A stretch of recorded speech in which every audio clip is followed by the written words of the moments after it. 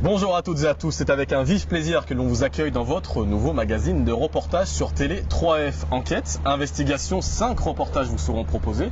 Et pour cette édition inaugurale, notre rédaction de journalistes a décidé de se pencher sur un thème qui touche nombre de domaines dans cette société. Ce sont les arnaques. Arnaques au logement, au taxi, la vieillesse ou encore à la voyance. Les arnaques font légion, mais elles concernent aussi le sport le plus populaire de France, le football.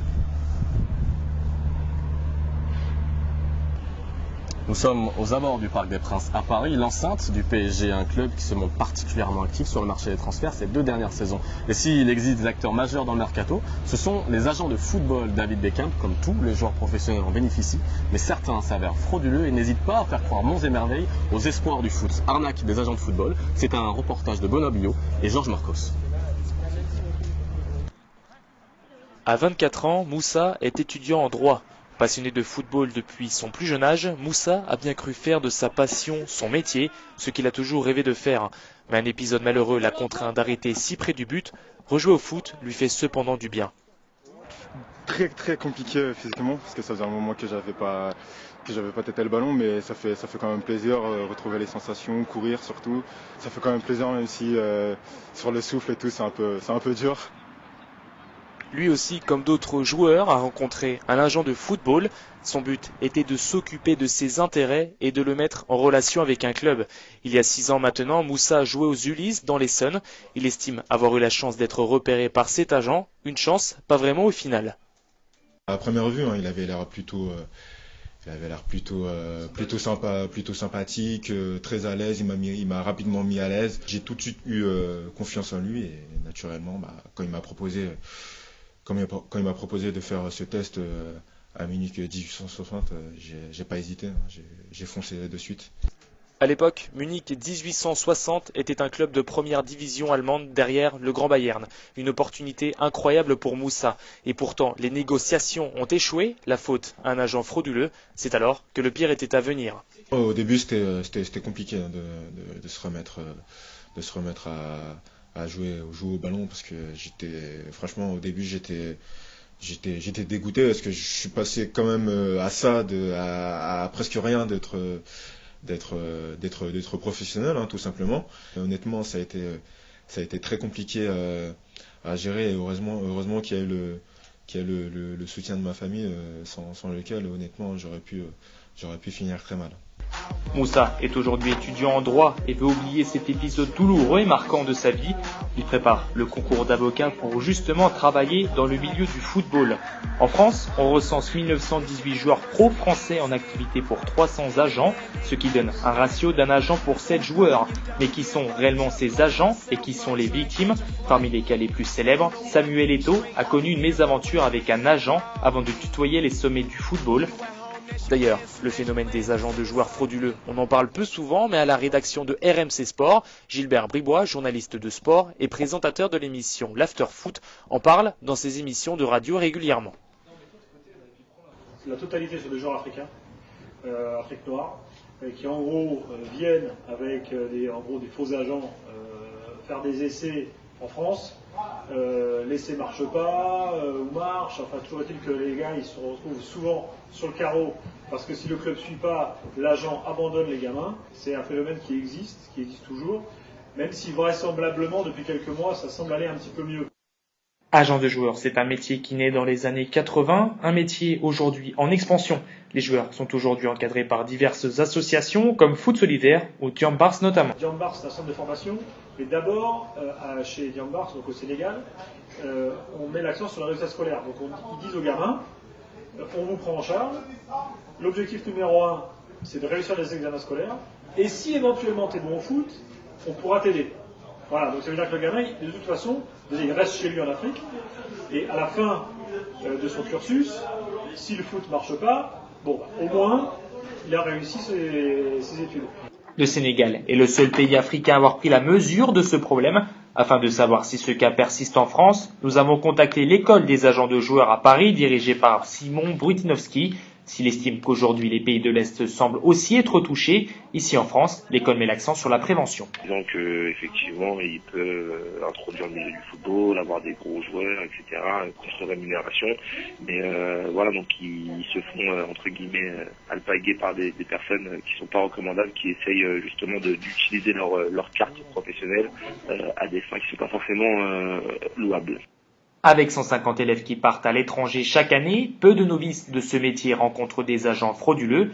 Pour lutter contre ce phénomène, la FIFA impose des règles, celle d'avoir un diplôme pour exercer. C'est le cas de Dramé Lamine, agent de joueur depuis plus de 10 ans. Il s'occupe d'une vingtaine de joueurs, dont notamment Djibril Cissé, actuel international français.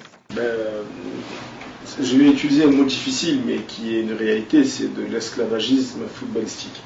D'accord. Comme dans tous les métiers, ça a toujours existé.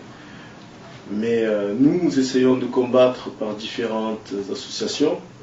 Et ce sont des associations qui travaillent dans l'ombre, mais malheureusement, elles n'intéressent personne parce qu'elles ne rapportent à personne. Et ça ne rapporte à personne sur le plan financier, mais sur le plan humain. Bien sûr, ça rapporte, mais tout ce qui rapporte sur le plan humain n'intéresse pas grand monde. Ce qui intéresse, c'est le business. Si ce phénomène des agents frauduleux est peu répandu, le foot business, cependant, n'a aucun intérêt à dénoncer ce problème. Vous savez, c'est comme pour le dopage. Le football est une grosse machine de guerre, cher ami. Donc tous ceux qui vont venir entacher notre business ne sont pas les bienvenus. Donc, clairement, si vous voulez parler d'agents frauduleux qui font malgré tout avancer le football, c'est triste à dire, on vous fermera les portes. Donc c'est un gros débat où l'hypocrisie est un vice à la mode, et comme tout vice à la mode, il passe pour vertu. Molière. Au final, la Fédération française de football recense environ 30 cas par an. Cependant, elle estime que 1000 néo-footballeurs sont victimes d'agents frauduleux chaque année. Comment lutter contre les agents frauduleux? C'est une question qui reste toujours sans réponse.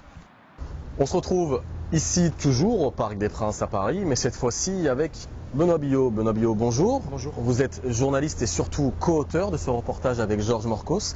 Dites-nous, récemment, en France, il y a eu un cas d'agent frauduleux qui s'est fait rattraper par la justice. Oui, tout à fait, Saber. Ce n'est pas le premier cas en France, malheureusement. Il en existe beaucoup parmi tous ces agents frauduleux. Celui-ci est un peu particulier. 500 000 € ont été escroqués de la part de cette personne. Il avait 42 ans, il se faisait passer pour un agent de joueur quelconque, un agent de joueur banal.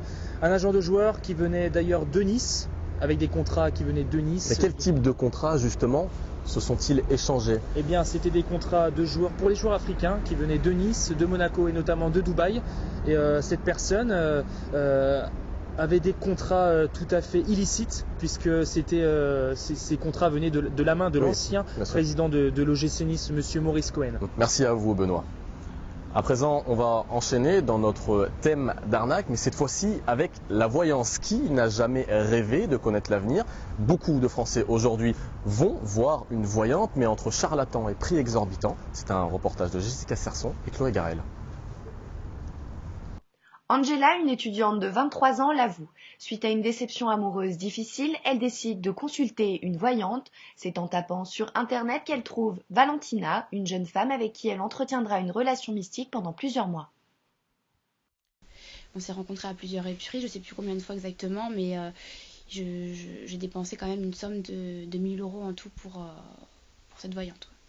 En comptant le téléphone, en comptant les multiples rendez-vous que nous avions, ça a duré des mois. Et j'en avais vraiment besoin, j'avais l'impression qu'elle m'apportait quelque chose, qu'elle allait m'aider, et je me rendais vraiment pas compte sur le moment. Rien d'autre ne valait la parole de cette voyante, pas même la somme astronomique qu'elle y a investie. Et j'avais l'impression plutôt qu'elle m'aidait sur le moment, et puis j'en ai parlé autour de moi à des amis. En fait, c'est mon entourage qui s'est rendu compte petit à petit, notamment ma mère, parce que je lui demandais de plus en plus d'argent. C'est grâce à son entourage qu'elle se sort finalement de ce cercle vicieux. Et là, du coup, j'ai réalisé vraiment que j'étais en train de me faire arnaquer depuis des mois, et j'ai mis fin à cela en fait. Chaque année, plus de 10 millions de Français consultent astrologues ou voyants, une pratique qui désormais se démocratise, chaînes de télévision, téléphone et Internet, autant de moyens pour une demande qui ne désemplit pas. La voyance est un business qui a de l'avenir. Cette année se déroule la 27e édition du Salon Parapsy à Paris. Entre les pierres précieuses et autres boules de cristal se dressent les stands d'intervenants et exposants choisis pour leur sérieux. Cécile Laligan, l'organisatrice de l'événement, défend une certaine déontologie d'un métier à part entière. Il y a vraiment une éthique au niveau de la voyance. Il y a des gens qui sont vraiment en osmose avec leurs dons, en accord avec eux-mêmes, et ils savent très bien que les choses se font en harmonie. Ils ont besoin d'agir avec cette harmonie à apporter aux autres. C'est un service et c'est comme ça que ça se passe. Voilà. Mais si certains semblent avoir des dons, l'absence de contrôle entraîne de nombreuses dérives. C'est le cas des sociétés de voyance par Audiotel. Emma a 25 ans, elle travaille chez Air France et n'a aucun don de voyance. Pourtant, elle a été embauchée par l'une d'entre elles. J'ai travaillé pour une société de voyance par Audiotel. C'était dans le cadre d'un job étudiant. Bien évidemment, je n'ai aucune compétence en voyance. Il y avait juste à lire les textes d'un logiciel bon marché. Le discours qu'on a mis en place, c'est un discours qui est strictement commercial. Et visiblement, tous les coups sont permis, et même les plus malhonnêtes. Le principe de base, c'est de garder le client le plus longtemps possible pour qu'il paye. Pour protéger le voyant, la conversation se stoppe au bout de 30 minutes, ce qui, bien évidemment, pousse les clients à vous rappeler pour finir la fin de votre conversation. Bien entendu, les personnes qui appellent sont des personnes qui, suite à des relations amoureuses, des périodes difficiles de la vie, si on peut dire ça comme ça, sont vraiment en désarroi et en période de détresse. Donc elles vous rappellent. Moi, je sais qu'il y a des clients que je reconnaissais leur voix, des clients réguliers en fait. Les patrons de ces réseaux sont sans intégrité ni scrupules et ils n'hésitent pas à user de pratiques douteuses, toujours dans un même but, faire plus de profit. Le pire de tout ça, en fait, c'est qu'on est écouté par notre employeur qui rectifie notre discours et qui nous traque constamment pour modifier ou nous disputer, nous taper sous les doigts si on n'emploie pas le vocabulaire et les mots qu'il faut au bon moment. La voyance par téléphone, c'est une arnaque à tous les étages. Afin de tester leurs pratiques, nous sommes partis à la rencontre d'un voyant, une consultation où le temps semble s'arrêter lors du fameux tirage de cartes. Entre conseils et prédictions, le voyant nous dresse un avenir qui, malgré tout, reste incertain. Soyez sûr de vous. Ne voyez pas la beauté. Le folklore, c'est pas bon. Voyez quelqu'un qui a de l'humour, même s'il n'est pas si beau, qu'il ne soit pas Alain Delon ou Georges Clooney, mais prenez quelqu'un que vous ressentez et qui vous fasse rire surtout, parce que vous avez besoin de rire. Voilà. Merci beaucoup. Je me suis trompé. Une des meilleures garanties du sérieux reste le bouche à oreille pour ceux qui y croient.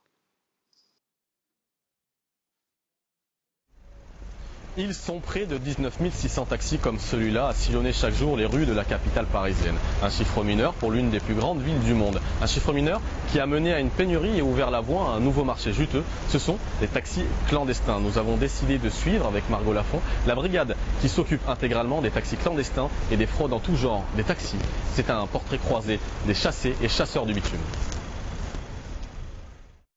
Stéphane est étudiant, à 22 ans, il a un job à mi-temps un peu particulier. Depuis quelques mois, il s'improvise taxi, la nuit, le week-end, un moyen comme un autre, selon lui, d'arrondir ses fins de mois. Taxi au black, j'ai commencé ça, on appelle ça taxi au black aussi, j'ai commencé ça il y a environ un an et demi, parce que voilà, j'avais besoin d'argent, je faisais des études. Dans une soirée... un vendredi et un samedi, si je les fais les deux nuits, je peux aller 120 € la soirée, donc 250 un vendredi, samedi, 300 €. La multiplication des faux taxis n'est pas une surprise, selon Stéphane. Il pointe du doigt le manque de professionnalisme des taxis parisiens. Quand je vois de mes propres yeux, quand je sors en soirée et que je vais en bois, le nombre de taxis, de vrais taxis qui nous refusent parce que voilà, on habite un petit peu en banlieue, ils n'auront pas de retour, qui nous font galérer 1 heure, 1 heure et demie. À 4h du mat, à 5h du mat, je suis désolé, qui s'étonne pas qu'après on ait des faux taxis. C'est vrai, c'est interdit par la loi, mais je ne fais pas un truc de fou. Mieux vaut faire ça qu'aller vendre de la drogue ou de la cocaïne, je sais pas, c'est pas un crime de... Voilà quoi, on rend service à quelqu'un, on l'accompagne, et en échange il nous rend service en nous payant. Avec seulement 19 600 taxis pour 2 millions d'habitants, Paris est l'une des capitales mondiales les plus dépourvues. Une pénurie de taxis qui a ouvert la voie à un nouveau marché juteux, le taxi clandestin. Des fraudeurs n'hésitent pas à augmenter le prix des courses. Une inflation clandestine qui met en péril l'image des taxis professionnels. Des taxis clandestins, mais des professionnels aussi de la route qui deviennent clandestins par le fait de racoler les gens à la sortie des gares, des aéroports. Et ça donne une très mauvaise image de Paris et des transports en général de personnes. Une image ternie qui a des conséquences directes sur le porte-monnaie des professionnels. Ça nous prend du boulot, ça nous prend une bonne partie de notre travail, surtout aux aéroports par exemple. Vous avez une prolifération énorme de personnes qui viennent racoler à ces endroits-là parce que les courses sont plutôt lucratifs pour eux.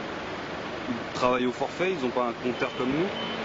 Un manque de professionnalisme qui n'échappe pas à la vigilance des Bauer, une brigade de police dédiée exclusivement au transport de personnes.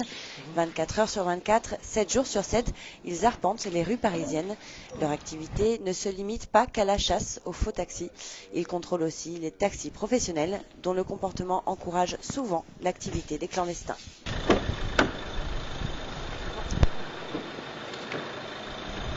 La plupart du temps, c'est des refus qui sont sans motif légitime, qui encouragent la plupart du temps les clients à aller sur des faux taxis. Alors que nous nous dirigeons sur les Champs-Élysées, l'équipe des Bauer prennent un taxi en flagrant délit d'arnaque au tarif, l'une des infractions les plus classiques chez un professionnel. Il y a le client qui se fait arnaquer par le taxi. Par le taxi, ça fait partie de l'une des arnaques faites par un chauffeur de taxi sur un client. Là, c'est en fait, c'est le tarif qui est beaucoup plus cher que par rapport à ce qu'il devrait être. Donc là, c'est la petite lumière bleue qui est allumée, qui indique qu'on est au tarif C, et normalement, elle devrait être orange, au tarif B. Ils ont été pris en charge plus tôt.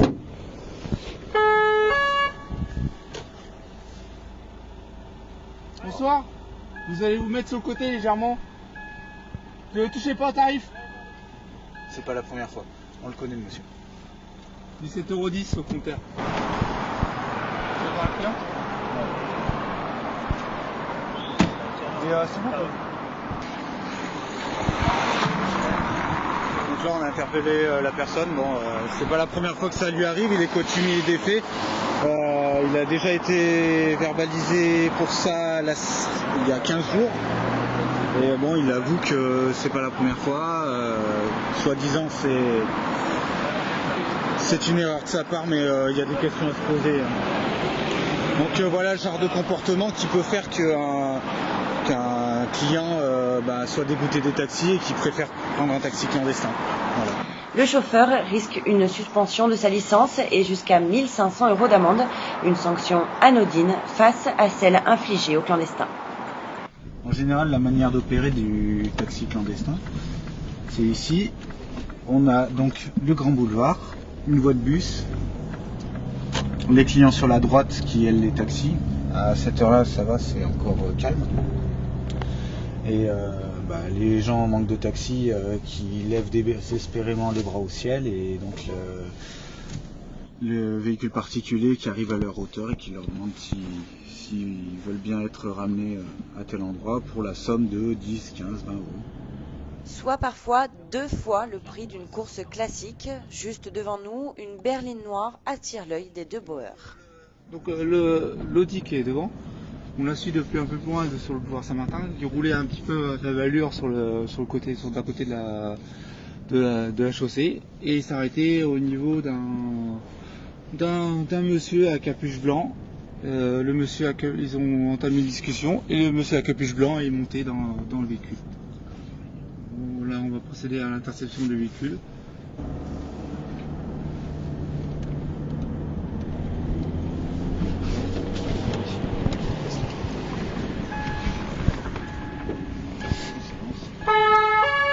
Une fois le clandestin maîtrisé, les Bauer ont pris le contrôle du véhicule, avec à son bord son passager. Il est considéré comme une victime dans cette affaire. Monsieur a été racolé sur les grands boulevards. Il attendait un taxi, malheureusement il n'y avait pas de taxi. Le véhicule du monsieur interpellé est venu à sa hauteur et il lui a demandé 25 € pour aller à la porte d'Orléans. Donc la moyenne, la course taxi, c'est même pas 15 €.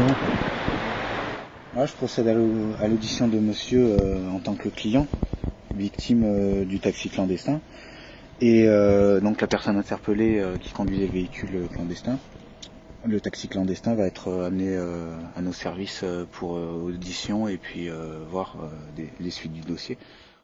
Le clandestin risque jusqu'à 1 an de prison et 15 000 € d'amende.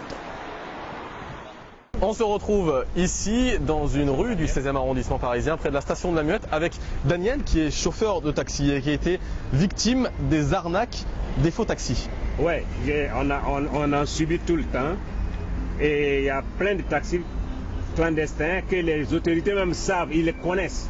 Même vous allez dans les aéroports, ils sont parmi les policiers des gens, ils accostent les clients dans les aéroports, ils les prennent. Des voitures qui ne sont pas taxis, mais ils disent rien. Et vous avez encore des hôtels qui traitent avec des taxis clandestins. Les taxis font la queue devant les hôtels, ils ne les prennent jamais, ils appellent leurs copains moyennant 12 € pour prendre les clients et les taxis parisiens, les taxis qui travaillent correctement ne les prennent pas. Voilà. Poursuivons notre émission avec un autre type d'arnaque répandu en France, ce sont les arnaques au logement. Bien que la loi interdise la location de biens inférieurs à 9 mètres carrés, les marchands de sommeil prolifèrent. Entre loyers exorbitants et insalubrité, Loïc Tanzi et Raphaël Maillochon ont enquêté sur ce phénomène qui a la peau dure. Ludmila a 22 ans. Étudiante, elle n'a pas les moyens de se loger correctement à Paris. Malgré cela, elle paye 700 € de loyer pour un 9 mètres carrés dans le 16e arrondissement et doit enchaîner avec un job étudiant le soir. La vie n'est pas tous les jours facile pour elle. Toutes les annonces, je recevais les alertes. Dès que la personne postait l'annonce, je la recevais tout de suite. Et j'appelais. J'ai trouvé en une semaine en fait. Ça a été assez rapide, mais en vrai, c'était très compliqué parce que pendant une semaine, toute la journée du matin au soir, j'appelais. Parfois, j'ai eu le malheur d'appeler 1 heure après que l'annonce soit postée. On me disait, vous êtes la 50e personne à m'appeler, je vous rappelle peut-être. Donc heureusement, j'ai trouvé un petit boulot, je suis vestiaire en boîte de nuit. Et ça me permet de pouvoir payer mon loyer de justesse en fait. Donc c'est un petit peu compliqué, je vais à droite à gauche, je fais des babysitting, ce genre de choses. Si on ne connaît pas et qu'on passe par les sites comme ça, on se fait royalement arnaquer. Le truc qui chauffe l'eau est électrique, donc pas le choix en fait.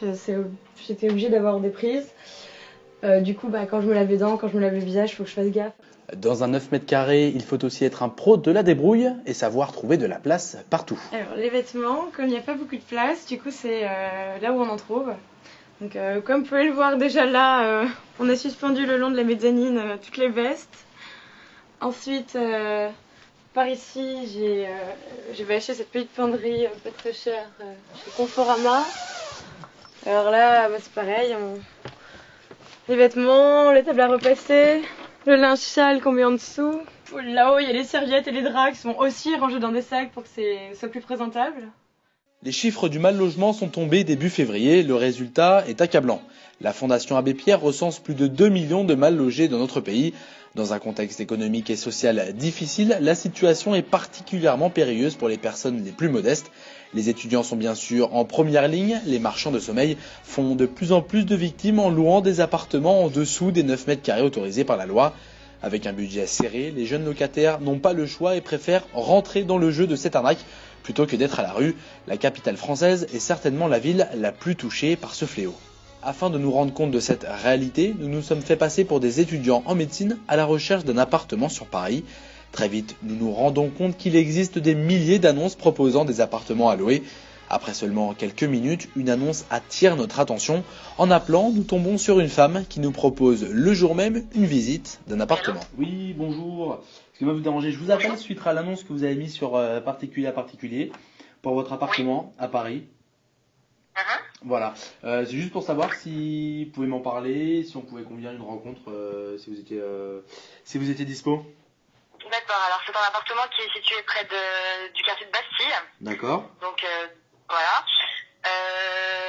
Il est plutôt bien placé, vous avez la douche à l'intérieur et pas sur le palier. Ah d'accord, ok, très bien.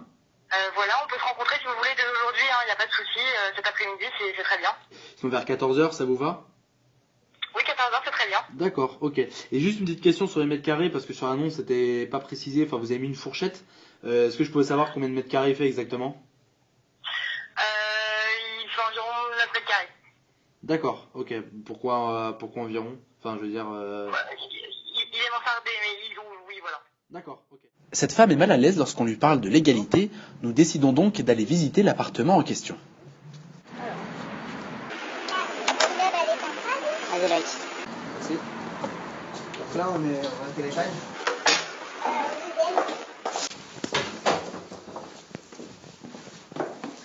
Hop.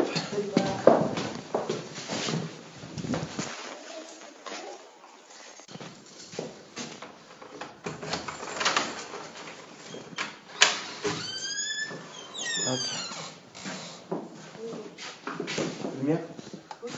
Il y a déjà quelqu'un de... Voilà, donc il y a les locataires qui sont encore ici, mais ils doivent quitter la fin du mois. D'accord, ok. Ok. Il faut qu'on imagine ça vide. Ouais. Ils reprennent le lit, ce sera pas meublé. Le lit, si, après le reste, non. Et la table aussi, si quand même. Ok. Donc là, ouais, ça peut le faire. L'appartement fait combien de mètres carrés? Alors là, on est à 7 mètres carrés, mais vu que c'est mansardé, on gagne 2 mètres carrés. D'accord. Donc en fait, il y a 7 mètres carrés, et si on enlève ça là, on est à 9 mètres carrés avec le lit en fait. Ouais, c'est ça. Mais 7 mètres carrés, c'est pas hors la loi normalement? Non, c'est vraiment, non. C'est 9 mètres carrés, c'est tout à fait ce qu'il faut. Je sais pas, parce qu'on nous avait dit Vous nous avez dit 7. de refuser. Enfin, pour toi, tu te rappelles quand on était passé à l'agence Non, mais là, comme je vous dis, hein, c'est vraiment, vu que c'est mansardé, ça compte pas, mais vous avez la place pour mettre votre lit, donc on arrive facilement à 9 mètres carrés. Hein. De toute façon, si c'est celui qui te vaut... Au niveau de l'isolation, tout ça? Très bien, il n'y a pas de problème. Petit tour? Ouais. Après, il y a déjà chauffage au sol, quoi. C'est là aussi. Après, les charges sont comprises. Faut se porter garant, il y a un loyer ou... Oui, voilà, 700 € de loyer. On demande une caution. Ouais. De 700 € et après un garant. Bah oui, un garant. Par contre, il y a de la moisissure dans la salle de bain. Après ça, vous inquiétez pas, les locataires font le nécessaire. Ouais, bah ça c'est... Le nécessaire en partant, hein, le ménage sera fait, tout sera en état. Sur place, nous nous rendons bien compte que l'appartement ne correspondait pas à l'annonce et que les 9 mètres carrés annoncés sont totalement faux. Moisissure, insalubrité et loyer exorbitant. Pour contrer ce fléau du mal logement, la Fondation Abbé Pierre répond au problème des expulsions suite aux arnaques. La Fondation a mis en place une plateforme téléphonique Allo Prévention Expulsion. Au local des bénévoles, Joël et Kaoutar répondent tous les mercredis aux personnes en détresse ou au bord de l'expulsion. Prévention des expulsions locatives, bonjour. Par jour, ce que je disais, c'est ça dépend, quoi. Hein. Ça peut aller de 5, il y a des creux, puis ça peut aller à, je sais pas, moi j'en vois des fois une quinzaine, parce qu'on remplit des fiches, hein, on a des fiches pour un peu faire le point de tous les dossiers, toutes les personnes qu'on touche. En sachant qu'il y a des départements qui appellent davantage la région Nord-Pas-de-Calais, PACA, Paris. La Fondation Abbé Pierre lutte également contre les arnaques au logement, comme Kaoutar, juriste. Malheureusement, ça existe, hein, des marchands de sommeil qui font des faux beaux, oui, ça existe énormément. Maintenant, c'est difficile quand même à prouver parce qu'il faut que la personne montre également sa bonne foi, ça se passe devant le juge malheureusement. Nous, ce qu'on leur conseille, c'est de porter plainte déjà pour prouver leur bonne foi, que voilà, ils ont été arnaqués quelque part. Mais voilà, le fait est là, c'est-à-dire si la personne estime que son logement est de moins de 9 mètres carrés, elle peut très bien faire un signalement auprès de la préfecture. Mais voilà, la plupart des personnes ne vont pas le faire parce qu'ils ont un toit sur la tête, parce qu'ils n'ont pas envie d'entreprendre des démarches pour se retrouver dehors à la fin sans aucune issue de relogement. Après avoir rempli les fiches contacts, Joël et Kaoutar les dispatchent vers les associations concernées suivant les problèmes, droit au logement ou jeudi noir, pour ne pas qu'il soit trop tard. Jean-Pierre Tourbin, responsable des bénévoles à la Fondation Abbé Pierre, note, lui, une amélioration dans le combat contre le mal logement et contre les marchands de sommeil, mais pour lui, beaucoup de travail reste à faire. Notre préoccupation majeure, c'est de faire en sorte que le droit au logement soit respecté. Et qu'en l'occurrence, chacun puisse effectivement accéder à un logement ou être maintenu dans un logement à partir du moment où il est digne et correct. on est souvent confronté à effectivement des escroqueries, comme vous l'évoquez, à des situations qui sont intolérables. On l'a vu encore récemment avec du micro-logement, où vous avez des 2 mètres carrés ou des 4 mètres carrés qui ne respectent pas légalement les textes relatifs effectivement à un logement décent. On est évidemment attentif à cela et que notre intervention majeure sera avant tout de faire savoir.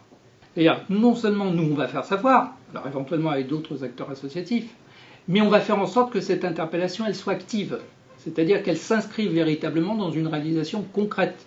C'est-à-dire, à partir du moment où on sait que tel ou tel acteur a compris, en fait, quelle était la situation, et que derrière c'est orchestré ou organisé une volonté politique de faire, à partir de là, on peut être, nous, un coacteur dans la réalisation d'une solution. C'est peut-être ce qui fait aussi la différence avec un certain nombre d'associations qui vont être simplement là pour interpeller, faire savoir, mais qui n'iront pas au-delà. Est-ce que vous avez le sentiment en 2013 d'être entendu? Ça c'est oui, entendu. Après, voilà. Bon. Paul a lui 23 ans. Malgré un appartement de tout juste 8 mètres carrés selon la loi Carrez, il arrive à survivre. La douche et les toilettes sont sur le palier, mais il est la preuve que vivre dans un appartement petit peut au contraire être épanouissant. Là on est dans le salon, dans la cuisine, dans la pièce, on est un peu dans tout, là on est chez moi en gros. Donc on va dire c'est la pièce où on peut être debout, on a le droit d'être debout ici, parce qu'il y a 2 pièces en fait. On va passer si vous voulez bien de la pièce où on ne peut pas être debout, où il faut se pencher un petit peu. Donc voilà, comme ceci. Faire attention à la tête, hein, c'est facile de se cogner. Donc la pièce mansardée qui ne fait pas partie des lois carrées. C'est un peu comme dans un bateau, je disais, que faire attention de ne pas se cogner, là c'est facile. La nuit ça va, Ouais, non ça va. Bah regarde, là je dors ici moi, donc il y a bien 60 cm entre le plafond et ma tête. Je ressens facilement la température du dehors, donc s'il fait chaud, il va facilement faire chaud ici. Et inversement avec le froid, mais c'est difficile, ouais. Donc voilà, on peut redevenir debout. Enfin, on peut se remettre droit et c'est assez agréable aussi quand on sort. Hein. Je paye 500 € tout compris. Mais vu que j'ai 210 € de PL à peu près, je paye un peu moins de 300 €. Sinon, je vous avais parlé tout à l'heure du toit. Ouais, parce que je vois que t'as un escabeau. Bah, c'est pour aller sur le toit, justement. C'est pour aller sur la terrasse. Donc, on peut aller faire un tour. C'est parti. Voilà, c'est un peu sportif aussi. Mais bon, après avoir monté cet étage, on n'est plus à une fenêtre près, quoi. Et le miroir. Regardez comment faire, hein, une technique. Ça, c'est du côté, là. Ah oui, donc faut avoir la technique. Ouais. Puis, comme ça. Il y a urgence à intervenir. Encore en 2013, le gouvernement doit en faire son cheval de bataille et intervenir sur toutes les manifestations du mal logement et sur une de ses facettes méconnues, les arnaques et surtout les marchands de sommeil. On se retrouve cette fois-ci dans le 19e arrondissement parisien, accompagné de Loïc Tanzi. Loïc Tanzi, vous êtes journaliste et vous avez participé à la rédaction de ce reportage avec Raphaël Moeschon. Bonjour. Bonjour. Alors dites-moi, est-ce que vous pensez réellement que le gouvernement a fait de son cheval de bataille cette question du logement? Eh bien, notre grande surprise avec Raphaël et à moi, non. La ministre du Logement, Cécile Duflot, a bien du mal à combattre ce fléau. On l'a vu à travers l'association L'Abbé Pierre. Beaucoup de travail reste à faire. Quel type de personnes vous avez pu côtoyer justement dans votre recherche lorsque vous avez entamé vos recherches de reportage? Vous avez côtoyé que des étudiants, peut-être des personnes âgées aussi? À travers le reportage, on a voulu se focaliser sur les étudiants, donc on l'a vu avec la demoiselle et le jeune homme en fin de reportage. Mais de plus en plus de retraités sont à la recherche de logements, de petits logements, car les retraites sont de plus en plus basses. Merci Loïc. Justement, on parlait des personnes âgées, c'est la question de notre dernier reportage.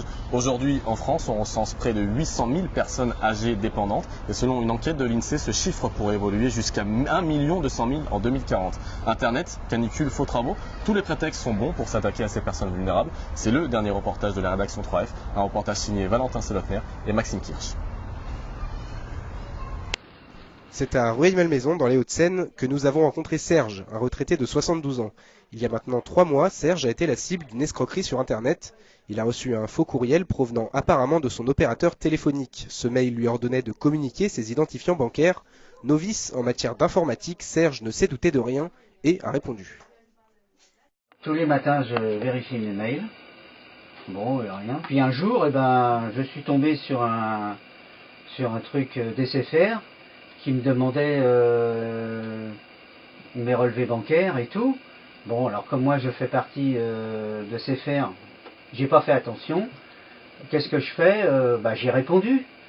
Et puis quelques temps après, je me suis aperçu que je me suis fait avoir. Serge n'avait jamais imaginé être la cible d'une telle arnaque. Il en a gardé un sérieux traumatisme. Aujourd'hui, il est devenu plus prudent.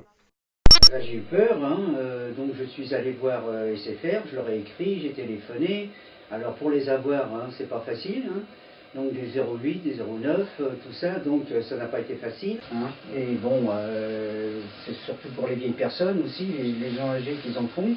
Et dès qu'on voit un petit truc, bon, SFR, il faut payer, ils nous demandent les relevés bancaires et tout ça, on ne sait pas quoi faire, et puis on répond, on sait peut-être qu'il ne faut pas répondre, on répond quand même, et là, ça y est, on se fait avoir. Mais il y en a que ça doit être très dur aussi. Pour moi aussi, c'était dur, parce qu'on les a comme ça, on laisse les adresses, on laisse les comptes bancaires et tout. C'est vachement grave, quoi. Et puis bon, voilà. Et puis, bon, j'espère que je ne me ferai pas avoir la prochaine fois, mais c'est pas facile. En France, les seniors comme Serge sont plus de 6000 par an à être victimes d'escroqueries sur Internet. La France est le pays d'Europe le plus touché devant l'Allemagne et le Royaume-Uni. Ces tromperies sont diverses, variées et surtout très difficiles à détecter. D'ailleurs, leur nombre a augmenté de 7% depuis l'année 2010. Avec la plupart du temps peu de connaissances en informatique, les personnes âgées sont devenues des cibles privilégiées pour les prédateurs du web. Le préjudice moyen subi est de l'ordre de 2 à 5 000 euros. Les seniors représentant un quart de la population française, c'est donc une véritable mine d'or pour les individus mal intentionnés. Parmi les arnaques les plus courantes, celle qu'on appelle le phishing. Nous avons rencontré celui dont le pseudonyme sur la toile est Kandou, un étudiant en web qui utilise ce genre de pratique depuis maintenant 10 mois. Il a préféré garder l'anonymat. Il nous éclaire sur ce type d'escroquerie qui se multiplie depuis 3 ans. Donc le principe du phishing, en gros, je vais essayer de me faire passer pour quelqu'un, par exemple un opérateur téléphonique. Donc ça c'est le code de la newsletter et je vais essayer de reproduire exactement celle de l'opérateur téléphonique pour tromper les personnes qui vont lire cet email.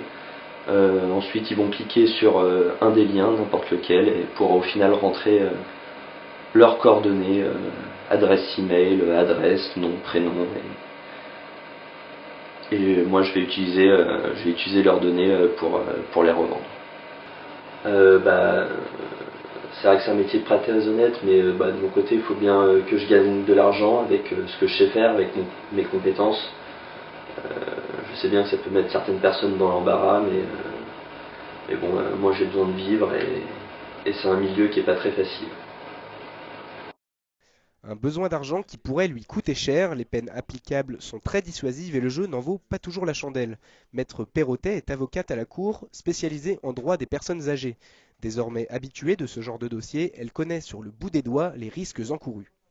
Les sanctions qui sont encourues sont définies par l'article 223-15-2 du Code pénal et les sanctions sont importantes. Tout d'abord, la victime peut obtenir des dommages-intérêts qui seront conséquents en fonction du préjudice subi.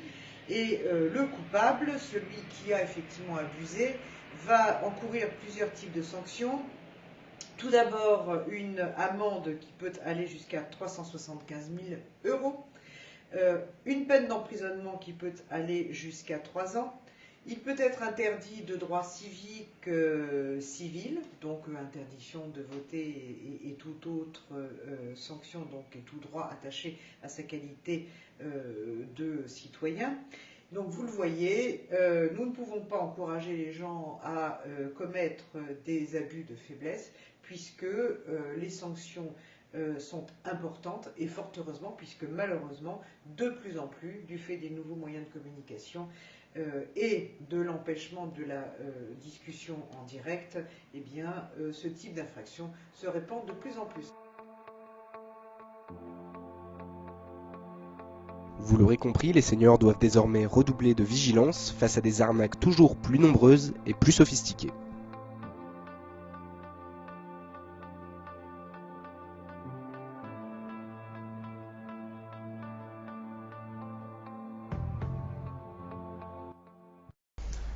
C'est la fin de notre émission consacrée pour cette première inaugurale aux arnaques. Remerciements au rédacteur en chef Loïc Tanzi, au chef plateau Raphaël Mahochon entouré de son équipe, Benoît Billot, Georges Morcos, Valentin Selotner, Maxime Kirsch, Margot Lafont, Jessica Serson et Chloé Garel. Production IEJ Paris et Bernard de la Villardière. A très bientôt.